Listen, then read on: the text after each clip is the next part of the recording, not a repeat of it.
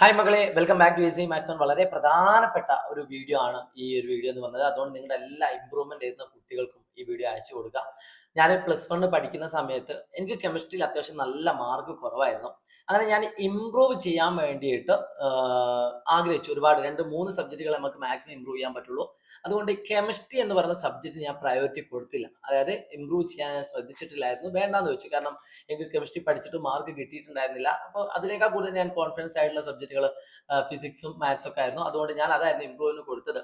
അങ്ങനെ improvement exam ഒക്കെ എഴുതുന്ന സമയത്ത് എൻ്റെ കൂടെയുള്ള ഒരുപാട് ഫ്രണ്ട്സ് കെമിസ്ട്രി ഇമ്പ്രൂവ് ചെയ്തിട്ടുണ്ടായിരുന്നു. അങ്ങനെ അവർ ഇമ്പ്രൂവ്മെന്റ് എക്സാം എഴുതി കഴിഞ്ഞ് പരീക്ഷ ഇറങ്ങി വന്ന സമയത്ത് അവർ പറഞ്ഞൊരു കാര്യമുണ്ട്, ഈ കെമിസ്ട്രി ഇമ്പ്രൂവ്മെന്റ് എക്സാം വളരെ ടഫ് ആയിരുന്നു എന്നുള്ളത്. അന്ന് എനിക്ക് കിട്ടിയ അത്ര സന്തോഷം ഒരുപക്ഷെ അന്ന് വേറൊരാൾക്കും കിട്ടിയിട്ടുണ്ടാവില്ല. കാരണം ഞാൻ എക്സാം അറ്റൻഡ് ചെയ്യാത്തൊരു എക്സാം മറ്റുള്ള കുട്ടികൾ ടഫാന്ന് പറഞ്ഞപ്പോൾ അന്നത്തെ എൻ്റെ കുട്ടിക്കാലത്തെ മനസ്സ് എന്ന് പറയുന്നത്, കഴിച്ചില്ല, അവർക്ക് മാർക്ക് കുറഞ്ഞതല്ല എൻ്റെ സങ്കടം, ഞാൻ എക്സാം എഴുതാഞ്ഞത് നന്നായി എന്നൊരു ചിന്തയായിരുന്നു എനിക്ക് ഉണ്ടായിരുന്നുള്ളത്.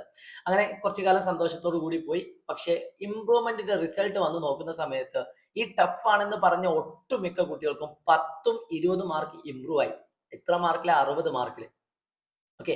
അപ്പം 30 കിട്ടിയവന് 40 കിട്ടി, 40 കിട്ടിയവന് 45 കിട്ടി. ആ റേഞ്ചിൽ ആ കുട്ടികൾക്ക് ഇമ്പ്രൂവ് ആയി. അതായത് അത്രയും ടഫ് ആയിട്ടുള്ള എക്സാം, അത്രയും ലിബറൽ ആയിട്ടായിരുന്നു എന്താ നടന്നത്, വാല്യുവേഷൻ നടന്നത് എന്നുള്ളതാണ്. സോ തീർച്ചയായിട്ടും നിങ്ങളിപ്പോൾ +2 കുട്ടിയാണെങ്കിൽ പോലും നിങ്ങളോട് എനിക്ക് പറയാനുള്ളത്, നിങ്ങൾക്ക് ഇപ്പോൾ എക്സാം ടഫ് ആയിട്ടുണ്ടെങ്കിലും വാല്യുവേഷൻ ടഫ് ആവാനുള്ള സാധ്യത കാണുന്നില്ല.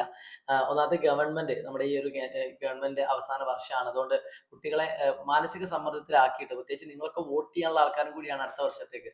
അപ്പൊ നിങ്ങളെ മാനസിക സമ്മർദ്ദത്തിലാക്കാൻ ഒരിക്കലും അതിനുള്ള ഒരു സാധ്യതയില്ല. അതുകൊണ്ട് നിങ്ങളോട് എനിക്ക് പറയാനുള്ളത് ഇത്ര മാത്രമേ ഉള്ളൂ. ഇമ്പ്രൂവ്മെന്റ് എക്സാം പറ്റി നിങ്ങൾ പേടിക്കരുത്, നിങ്ങൾ ഇപ്പൊ മടി കാണിക്കരുത്. പറ്റുന്ന അത്രയും ഒന്ന് ട്രൈ ചെയ്തുകൊണ്ട് എക്സാം അറ്റൻഡ് ചെയ്യുക. ബാക്കി വരുന്നിടത്ത് വെച്ച് കാണാം. അതാണ് നമ്മൾ ആദ്യം ചെയ്യേണ്ട കാര്യം. സോ ഈ ഒരു വീഡിയോ നിങ്ങളുടെ എല്ലാ ഇമ്പ്രൂവ് ചെയ്യുന്ന +2 പഠിക്കുന്ന കുട്ടികൾക്കും, ഇമ്പ്രൂവ് മാത്രമല്ല +2 പഠിക്കുന്ന കുട്ടികൾക്കും ഒന്ന് വീഡിയോ അയച്ചു കൊടുക്കുക. സമാധാനം കിട്ടുമെന്ന് പറഞ്ഞു കൊടുക്കുക. Wish you all the best. It's me Shad from Easy maths on. അപ്പം 100K ആക്കാൻ വേണ്ടിയിട്ട് ഈ ചാനൽ സബ്സ്ക്രൈബ് ചെയ്തിട്ടില്ലെങ്കിൽ സബ്സ്ക്രൈബ് ചെയ്യാൻ മറക്കരുത്.